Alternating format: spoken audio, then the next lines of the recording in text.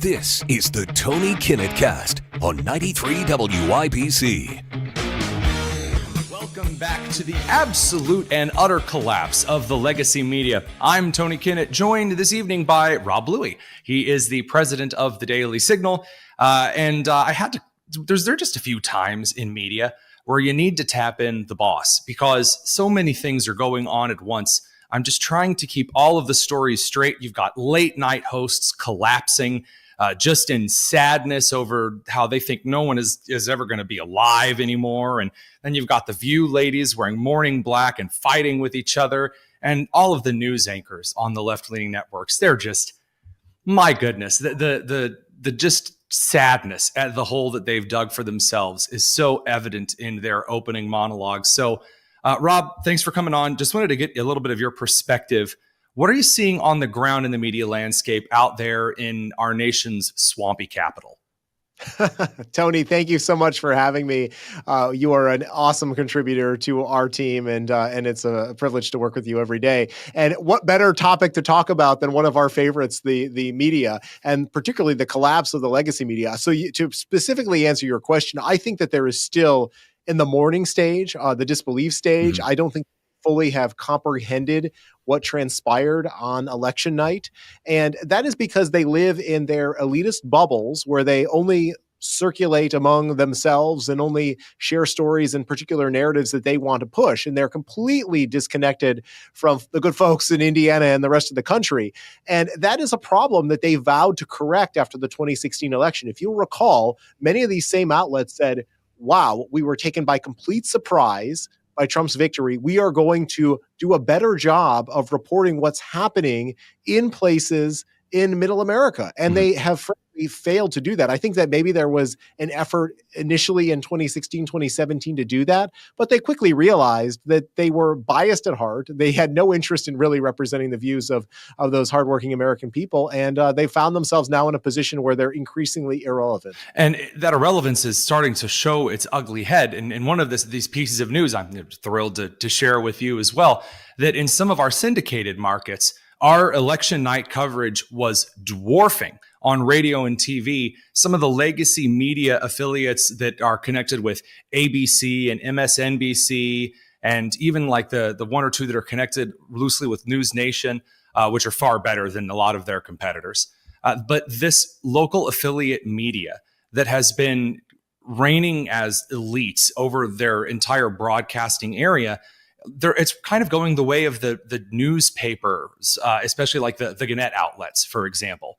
And when I look at how this is just developing around the country, I see, well, there's what I expect to see because you do like damage assessment, right? Like, okay, well, we had like a technical glitch at the beginning of the electoral coverage. So we've already since stopped. We've analyzed it and we're like, all right, how can we make sure this never happens again? How can we prepare?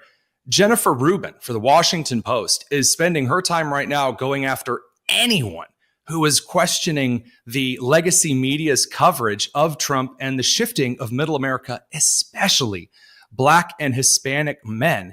And I'm telling you, it's incredible. I've never seen such a lack of self-awareness.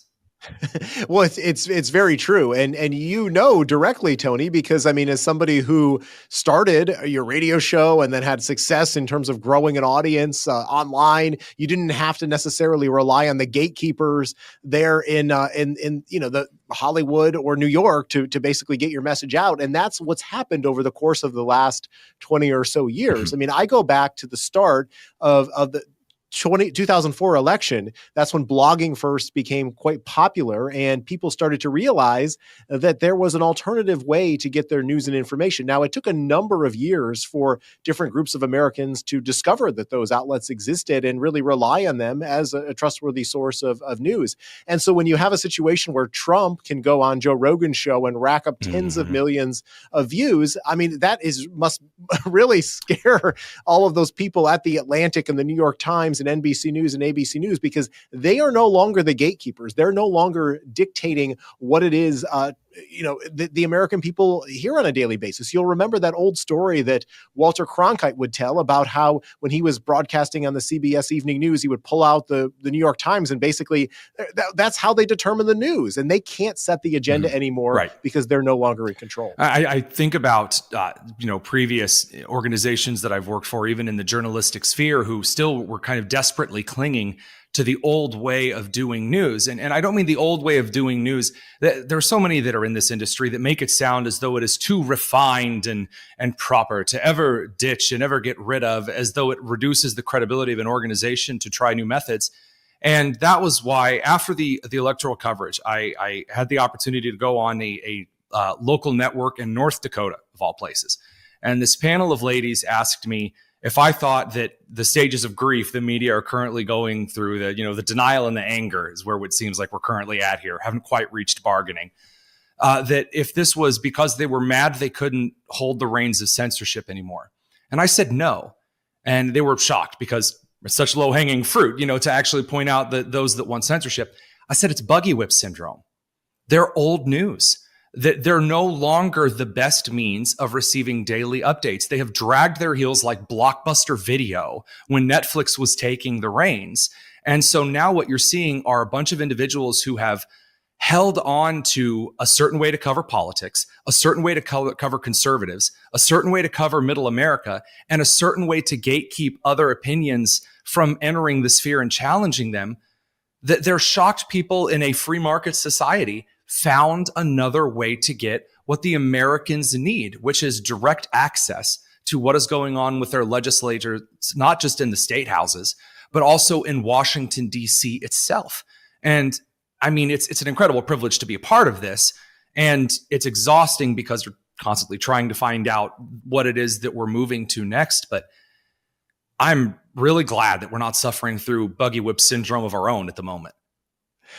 Same here. I mean, and I think it's a realization that in order to get the truth, you have to actually leave the Beltway in Washington, D.C. or leave the bubble in New York City. And that's one of the reasons that I'm so proud to have you as a colleague who's there in Indiana, to have other people who regularly are interacting with everyday Americans. Remember, just a week before the election, we sent Fred Lucas to Pennsylvania. We sent Virginia Allen to North Carolina. We sent Elizabeth Mitchell to Michigan. They spent time there actually talking to people and hearing their concerns, listening to what was on their mind. I think, and when you're in a position in a New York high rise where you're just dictating to the American people what they should believe all day long, of course you're going to become irrelevant. And I think that since a couple of months ago, probably more than a year ago now, y'all dispatched Tim Kennedy and I up to Detroit to cover the UAW auto workers strikes outside the Ford Assembly plant north of Detroit. And I think I have referenced interviews that we did there, not even fully scripted, man on the street, me asking the same question to all the people there, but just conversations with those on the picket line.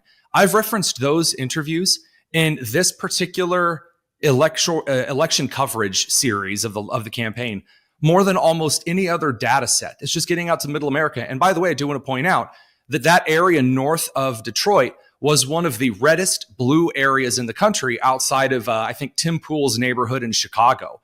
And it is this dissatisfaction that no one wants to interview people about, which is wild to me. I didn't go for a career in broadcasting as a kid because I always thought that the field would be oversaturated and there would always be so many people better than I am at covering this kind of stuff. Now I'm looking around and there's not enough because too many people thought that broadcasting meant, well, the way that's going the way of the buggy whip and the cotton gin. Tony, Andrew Breitbart, the late Andrew Breitbart, always spoke about the importance of having more voices in the conversation. I think too often, to an earlier point you made, those in the legacy media wanted to see fewer voices. It's one of the reasons why I firmly believe that the legacy media outlets and the Biden administration colluded last year to remove Fred Lucas's credentials from the White House. Right. I mean, they wanted fewer voices. That Fred was one of 440 reporters who lost his credentials. Why is that? You remember the first Trump term when Sean Spicer was there. I mean, they actually expanded the press pool. They brought in people via Skype. And so I do think that there is a stark contrast here. And anytime anybody anybody tries to tell you that Republicans or conservatives are trying to destroy democracy, just point to the examples on the left. There are so many of them that you can counter with that really shows that they are the ones that are advocating censorship or a restriction on our First Amendment rights. I can't help but the goofy grin on my face at the moment is reminding that today a lot of our team members were actually posting pictures of their accepted press credentials. Now the election's over and the press credentials have come flooding in. And so I'm really glad to see Fred Lucas back doing the excellent reporting that he has. It was great to get him.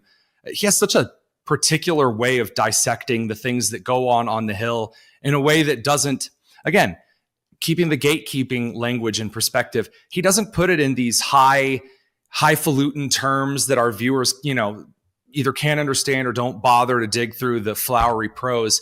He puts things that are happening in front that are very important in front of our readers in a way that's easy to consume. And again, that kind of media as well is becoming the norm. No longer are we getting the same journalistic accents that kind of remind me of like a modern transatlantic accents and terminologies that have been so popular over the last, close to 50 or 60 years now. Well, and Tony, you just broke some news inadvertently. Your audience is the first to find out that we have those credentials. So we're very pleased with that. And I'll tell you where the next battlefield is going to be, and it's going to be in the halls of Congress, because there are a few organizations that have a monopoly on coverage. And what they do is they really try to set the narrative, oftentimes put the Republican members of Congress in a bad position where they're not able to advance their legislative agenda because they're oftentimes cheerleaders for the Democrats. Right. And so the Daily Signal is going to be an alternative on Capitol Hill in Washington, D.C., and we're very excited about expanding our influence there. And obviously, having the press credentials and the media access will allow us to do that. This reminds me of when I accidentally broke the news that Greg Price wouldn't be running for another term before his team. I think they were like weeks before announcing. So sorry about that. Me and my mouth. I apologize. I am thrilled that you did. No need to apologize. Well, Rob Bluey, president of the Daily Signal, thank you very much for taking a bit of time to come on and discuss our funeral plans for the legacy media. Thanks, Tony. We'll be back in just a second. Don't go anywhere. This is the Tony Kinnett Cast here on the Daily Signal, nationally syndicated and first on 93 WIBC.